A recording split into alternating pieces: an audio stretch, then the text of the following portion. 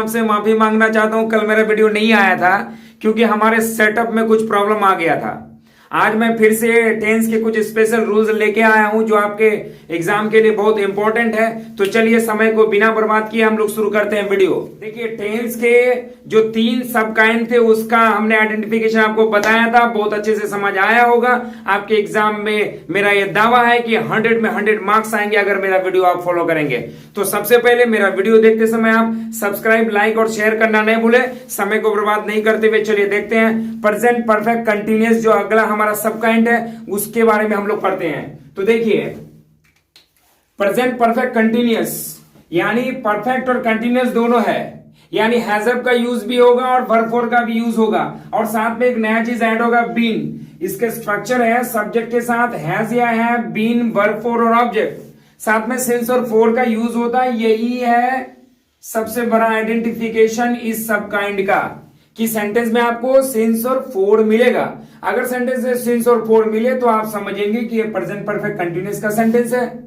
और फिर आप यूज करेंगे हैज, हैव, बीन और वर्ब फोर का।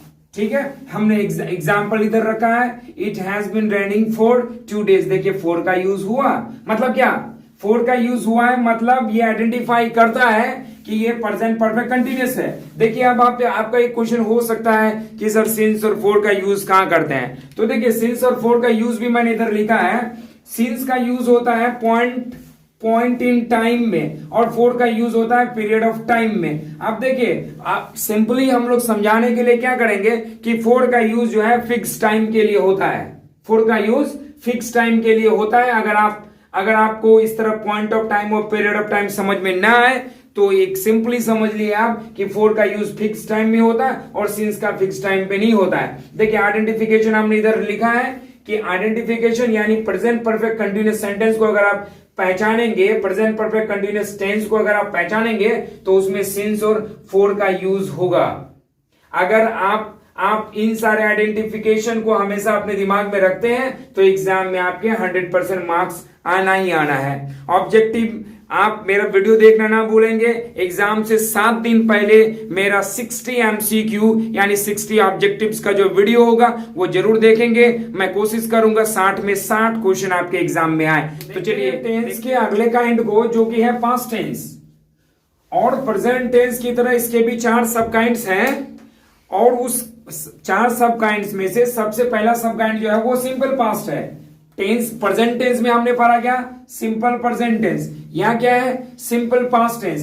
देखिए स्ट्रक्चर इसमें क्या है, सब्जेक्ट के साथ वर्ब टू और ऑब्जेक्ट, बड़ा ही सिंपल है। सिंपल प्रेजेंट टेंस में आपने देखा सब्जेक्ट के साथ वर्ब 1 या वर्ब 5 का यूज हुआ तो वहां थोड़ा कॉम्प्लिकेशन हो सकता है कि वर्ब 1 का यूज कहां होता है, वर्ब 5 का यूज कहां होता है। यहां वर्ब 2 का यूज सारे सब्जेक्ट के साथ वर्ब 2 का यूज होगा। इसमें कोई प्रॉब्लम नहीं है कि वर्ब 2 का यूज कौन से सब्जेक्ट के साथ करना है, तो यहां प्रॉब्लम नहीं है। देखिए एग्जांपल हमने रखा आई सॉ अ टाइगर, यानी आई सब्जेक्ट है, इसके साथ शॉ वर्ब 2 का यूज हुआ है। अब देखिए सबसे बड़ी बात जो ये है कि आइडेंटिफिकेशन को देखना है।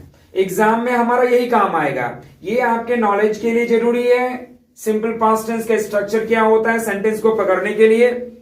अब जो एग्जाम में हमारा काम आएगा वो आइडेंटिफिकेशन है। आइडेंटिफिकेशन आपको अगो है, बिफोर है, लास्ट है, प्रीवियस है, एस्टरडे है, ये सारे वर्ड्स ये आइडेंटिफाई कर रहे हैं कि ये सिंपल पास्ट टेंस में है। और सिंपल पास्ट में रहे तो सब्जेक्ट के साथ वर्ब टू और ऑब्जेक्ट का यूज करना है। आपके इसी फॉर्म में एग्जाम्स में क्वेश्चन रहेंगे, क्या रहेगा, सब्जेक्ट दिया रहेगा, ये वर्ब गायब रहेगा और ये ऑब्जेक्ट दिया हुआ रहेगा और इधर में आइडेंटिफिकल वर्ड यूज होगा, अगो यूज करेगा। आपके ब्रैकेट में शी आपको वर्ब डाल दिया जाए तो आप क्या करेंगे, सी का वर्ब टू यूज होगा show. Very simple.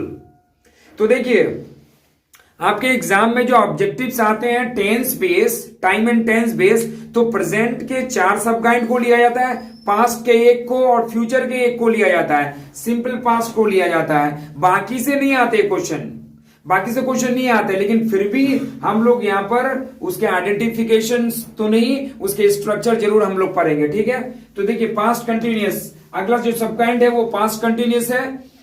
Present continuous में हम लोग ने सब्जेक्ट के साथ इजेमार का यूज किया था। यहाँ कुछ नहीं, स्लाइटली चेंज है, केवल वाज वेयर की जगह, सॉरी इजेमार की जगह वाज वेयर का यूज किया गया। वर्ब फोर और ऑब्जेक्ट है।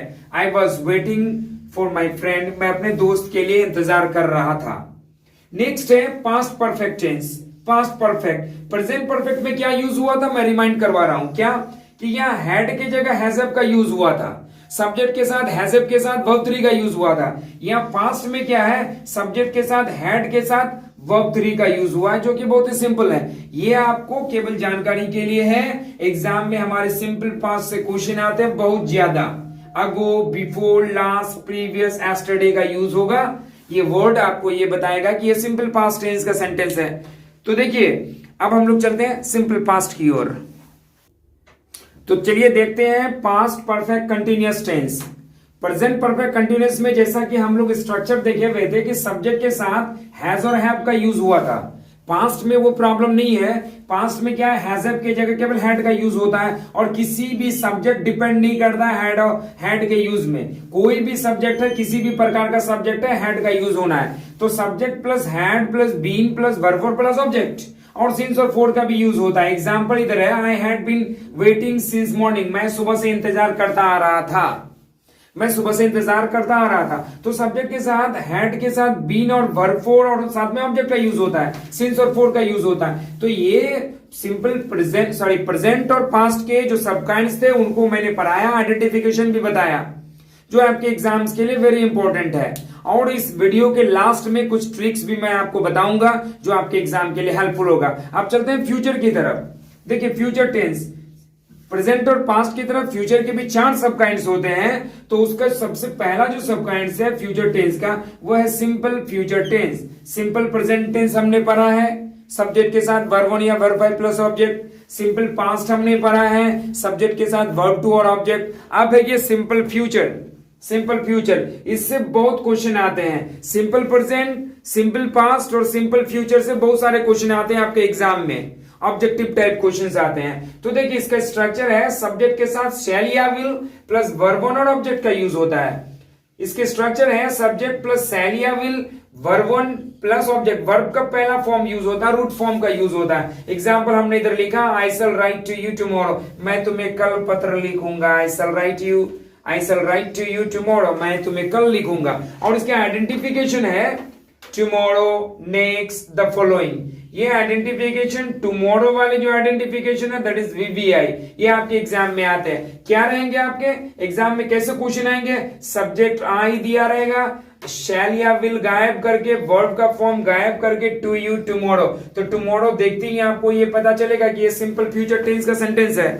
और आप सब्जेक्ट के साथ शैल विल के साथ वर्ब 1 का यूज करेंगे। अब आपको सवाल आपका ये होगा कि शैल और विल का यूज कहां होता है। तो देखिए आई और वी के साथ शैल का यूज होता है, बाकी जितने भी रेस्ट जो भी होंगे उनके साथ हम लोग विल का यूज करेंगे। That is very simple.